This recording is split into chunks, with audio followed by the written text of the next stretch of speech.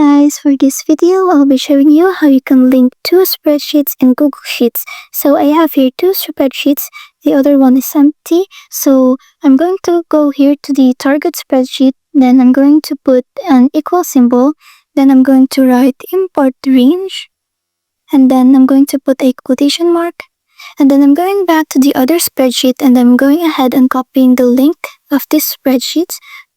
And then you want to copy it only up until to this slash symbol. You don't want to copy the end part of the link. Then go back to the target spreadsheet. Go ahead and paste that link. Then put a quotation mark again, a comma, another quotation mark. And then you want to go ahead and write the title of the spreadsheet that you're copying. For me, it's going to be sheet 1 over here. So I'm going to put sheet 1. And then an exclamation mark, and then you want to enter the data range. So for me, it's going to be A to E. So I'm just going to put A here, a colon, then E.